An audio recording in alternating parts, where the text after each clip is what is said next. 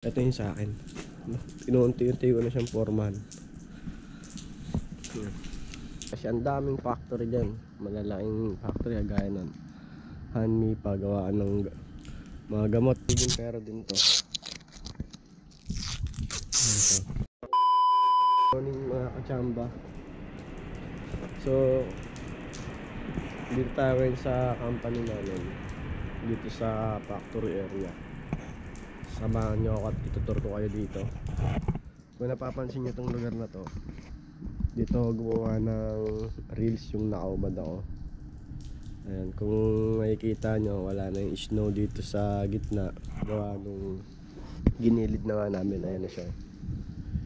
Kasi kung di namin yung ginilid, ma-perwish yan. Kasi nga after 9 days, bukas magkakaroon na ng pasok. Balik pasok na. Galing kasi sa New Year. Kaya ang haba ng naging pahinga namin. Kaya ginilid na namin. Pero napapansin nyo dito, ayan yung mga snow dun sa taas, unti-unti nang natutunaw. Ayan, bumabagsak na siya. Natutunaw na siya. Tapos dito naman sa labas, ito yung labas namin. Ayan.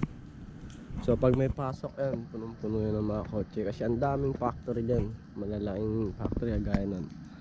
Hanmi, pagawaan ng mga gamot. Tapos dito, ito Dongshin to. May mga Pilipino din dyan. So hindi sila nagdo-dorm dyan. Malayo yung dorm nila, kaya bihira namin sila makabanding. So ayan yung mga snow. Tumigas na yun, no?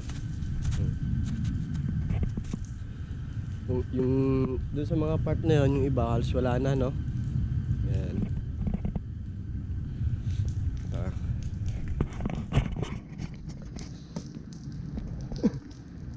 Tinitingnan ko yung mga pwede kong ihanda. Sara muna natin tong gate. Tinitingnan ko yung mga pwede kong ihanda kasi pag nagsimula na yung trabaho namin, para hindi namin mapagalitan bukas. So ito bali dalawang department yan. Ito talagang area namin. So hindi naman ako makapag-video sa oras ng trabaho dahil gawa nung sa privacy ng trabaho namin, fiberglass. Tapos dito na may mga stock namin. Ito yung pinaka-stock room. Tapos ito sa area na to, dyan yung mga pinuputol. Depende sa order. Yung produkto pala namin is mga fiber, mga ano siya, polycarbonate na PC at saka mga polycarbonate vinyl. So ito mga pinagtabasan na to. Nabibenta pa rin namin to. Ayan. Testing natin siya pagka wala siyang film, para makita nyo kung gaano siya kaganda.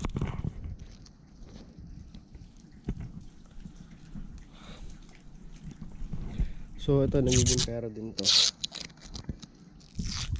Ito, diba? Ang linaw nyo. Ayan. Ito, ginagamit to sa mga cover sa mga malalaking breaker. Depende, pan-design sa mga restaurant. Depende sa client namin. Doon siya usually ginagamit. Pwede siyang mga pan-design sa mga bus. Pwede rin siyang gamitin sa window. Depende sa trip nyo. Ito mga mga plastic na yan, may bibenta pa natin yan. Medyo sinisipon na kasi medyo malamig. Ito yung kagandahan dito, yung natutunaw na yung snow. Hindi na siya mag-yellow. Yung snow na yan, ito yung likod namin. Yung likod ay kung nakikita nyo, meron pang mga dumilipad na mga wild duck. Ayan. So bawal kasi hulihin yan, magkakaroon tayo ng kaso. Yung mga snow na yan, kung magpo-posting lang yung degree sa mga minus or negative, kunyari negative 1, hindi talaga matutunaw yan. Pero ngayon kasi medyo bumabalik sa init. Nasa ngayon 7 degree Celsius, kaya natutunaw na yung mga snow. Pero kung nag-posting lang yun sa mga negative 1, mga negative 4 or 5. And ang tagal na matunaw na snow niya. Minsan inaabot pa nga yan, isang linggo mahigit bago mawala. Ang makasakla pa nun, hindi pa natutunaw, masusundan na naman ng snow. Yan, hindi pa natunaw yan, masusundan pa ng snow. Ayan. Tapos dito naman tayo pumunta sa opisina namin. Dito pala hindi ka basta-basta pwede magbukas ng gate na bubuksan mo yung susi. Tapos diretso lang. Hindi, meron kang itatap dito na card para hindi siya mag-alarm. Kasi pag nag-alarm may pupunta dito mga security, ayang secom. So kailangan may tap ka muna dyan bago mo siya buksan. Tapos ganun din pag isasara mo siya para magkaroon siya ng security. Wala nang magnanakaw dito kaso syempre ayun yung security nila dito. Tapos ito pa yung mga scrap namin. Kaya mga karton na bibenta rin yan. Dami. So halo-halo na yan sa trabaho namin tsaka yung sa mga karton ng mga box ng mga pinapabili namin sa mga grocery. Ayan. Tapos dito naman yung mga sirang gamit. Ayan, mga lata, bakal, halo-halo na yan dyan. Ito scrap pa to. Hindi naman siya fiber pero pwede rin siya mga pandingding, mga pang cover sa mga makina yan. Iba't ibang klase. Basta more on sheets kami. Tapos ito yung opisina namin. Yan, dun yung opisina namin. Yan. Tapos ayan, mga tools, yung mga tools namin, may stock room. Tapos yung mga paleta, ayan. Yan, pag maraming paleta siguro sinyalis na yun na maraming order. Kasi ngayong buwan talaga, simula nung parang taon pa, mahina talaga kami. Wala nga akong pera, sayang yung 9 days vacation. Pero kung medyo may budget lang talaga ako, umuwi rin sana ako. Kaya lang nare-reserve ko kasi yung vacation ko sa December. Namiss ko na ilang taon na kasi yung unang dating ko dito 2022 December 20. So grabe talaga, hindi man ako pinaabot sa Pasko pero okay na din. Blessing na rin yung nakapag Korea tayo kahit pa paano may chance tayong mabago yung buhay natin kasi nga wala talaga ng sahod dito. So tingin-tingin na ano mga pwede kong gawin. Kaya sa Kubo dito nagsisigarilyo yung mga Korean. Oh, nilinis na pala ng mga Koreano to. So wala na akong gagawin. So lalagyan ko na lang ito ng plastic. So bukas ko na yung gagawin. Linggo pa lang ngayon, linggo, tapos Lunes bukas. Tapos dito kami nag-yosi. Ito yung yosian namin.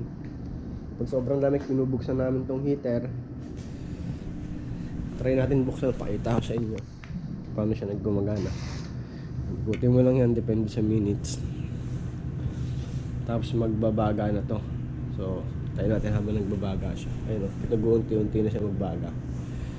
Ito naman yung bendo machine namin. Ayun, nakalagay dito, wala. Pag nakaganyan, pumchol, wala yan. Pwede kang gumamit ng papel na pera, pwede rin barya, pwede rin card. Ayan. Tapos ito yung mga tinda niya, may soft drinks. Ayan, ito merong parang bigas siya, hindi mo ma-explain. May vitamin C, may Gatorade. Tapos ito kape. Ito naman yung honey drink. Meron ding mango. Tapos ito yung parang cobra sa Pilipinas, Korean ginseng na energy drink siya. Tsaka itong sek-sek, yan, juice, mga juice. So ito, nagbaga na siya. Nakikita no? Upo ka lang dito sa tabi. Nilalamig ka, naluwi ka mo. Sobrang lamig kasi talaga dito, lalo yung first time ko dito sa Korea. Pag yung nasa airport pa ako, wala naman pinagbago. Yung paglabas ng airport, grabe. Nakasuot ko kasi na-order ko lang yung sa Shopee. Kaya hindi siya ganun kaganda. Nabigla yung katawan ko na para ako magkakasakit. Dahil iba yung klima. Ay December ako dumating, winter season din yun. Patayin ko muna ko.